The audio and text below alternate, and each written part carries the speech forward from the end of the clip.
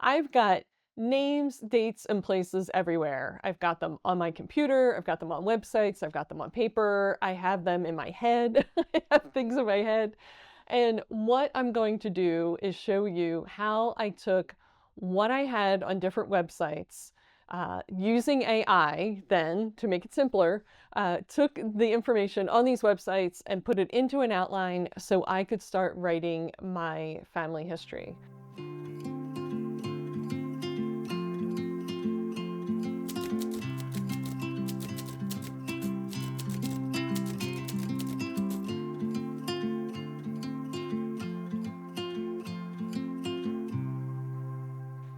Now, I need to be honest, I didn't always start with outlines, even though I've had every teacher in school always tell me, before you start writing, make an outline. But I never did that.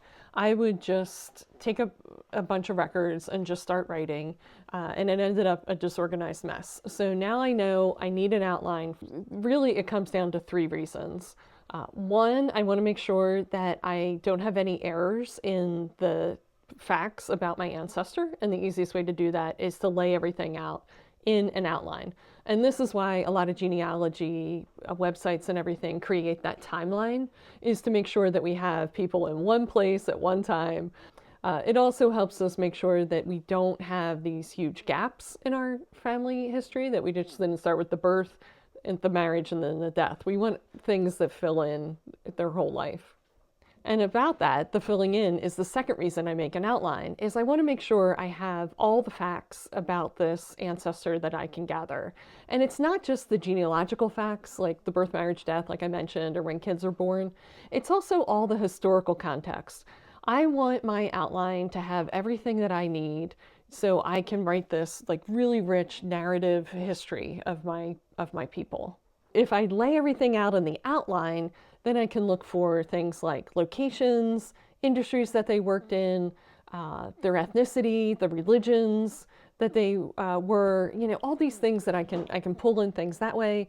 And then having the dates, the exact dates and locations, I can pull in some local history, things that were happening in the community while they were there, that I'll be able to pull in from newspapers. And then, of course, the third reason is really the storytelling reason, which is to look for patterns in my family history.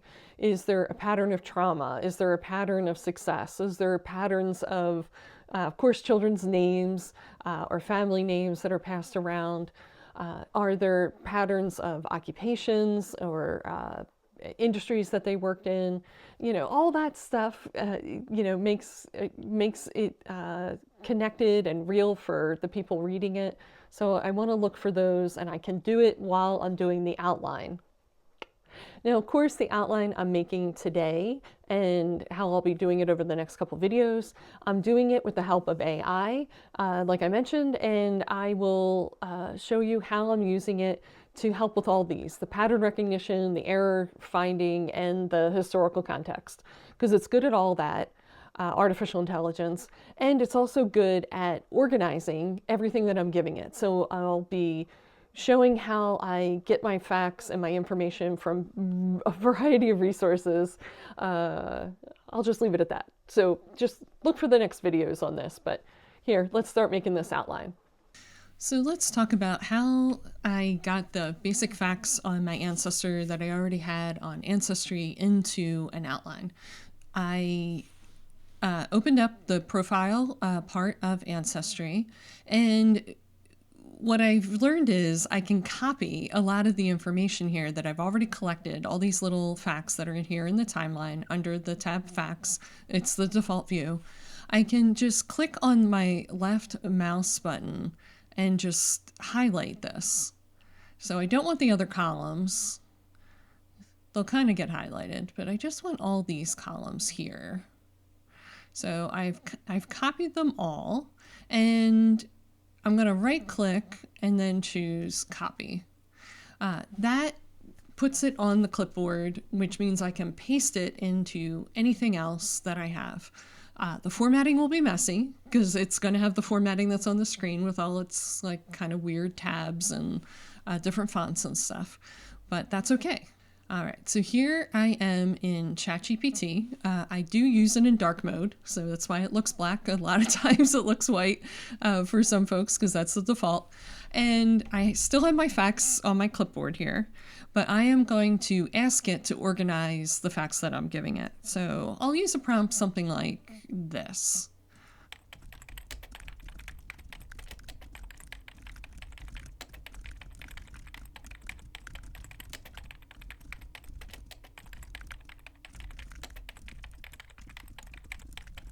I wrote, please organize these facts I am giving you for Mildred Wilmer into a timeline for me to write family history for her. Or I should say about her. It would be the grammatically correct way to do it.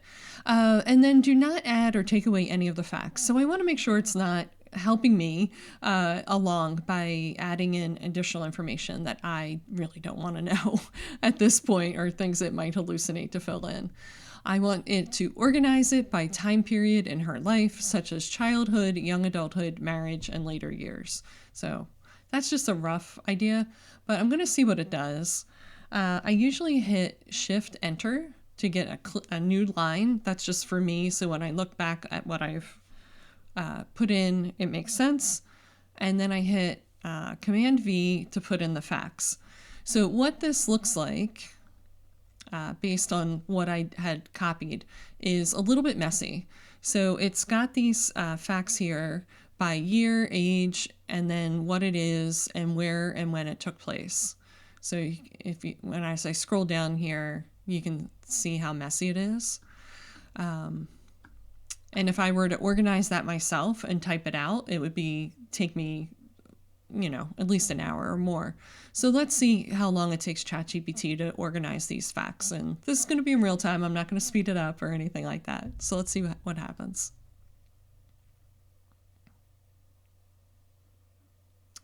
Okay, it's giving me a structured outline. It says organized by key life stages. So it's given me for childhood, her birth and baptism in Manayunk. The birth of her siblings is listed here, which is nice to know, right? I think when we're writing a family history. And her residence then, they had moved to Conshohocken when she was a child, and that her father passed away. So these are all key parts of Mildred's childhood, which are fantastic. There's some really rich details here for me to start writing from. And then the next phase, young adulthood, it gave me the exact years that it considers to be that period and some key facts. These look like they're based on the census, so I know I need to add some more in here. Here's her marriage years, another 20-year period, and the birth of her children. And then for the next part, I like how it titled this. This was interesting, widowhood and later years, because she was a widow and with young children. And this is going to be another key part of the family history that I tell. So if I wanted to copy this to a document that I could start working off of, there's the copy function right here. But I'm actually going to continue to build on this timeline by adding in some additional information. And I'll be doing that, as I said, in the next video. Now, if you want the breakdown, the actual tutorial of how I do this step by step, I urge you to go to my website, chroniclemakers.com. I walk you through it, and I show you how to copy from Ancestry, from Family Search, and from your genealogy software, all places where you already have facts online, so you can get a basic outline just like this. Now, if you also remember, I asked ChatGPT to not add or take away any of the facts that I gave it. And if you've heard anything about AI, you've heard that it hallucinates or it adds in additional information, or sometimes it drops information. So I'm just going to do a screen by screen comparison right now. Just make sure it didn't leave anything out, it didn't add anything, and that's simple enough. I just bring up Ancestry right here, and I have the timeline view. And then I go over here to this timeline that it made, ChatGPT made, and I'm going to do the side-by-side comparison. So I'm going to look at the birth, baptism here, the siblings, and I'll continue through and just double check it. So we got residence, marriage, it's got the date, it's got location, residence. Okay. And it is looking pretty good to me that it followed my directions, not adding anything, not taking anything away, and I feel good about this. And that's it. That's my super simple way I make an outline using AI to help me organize all the facts from what I already have. I'm not typing it up from scratch. I'm not making it hard on myself. I'm making it very easy with the help of artificial intelligence.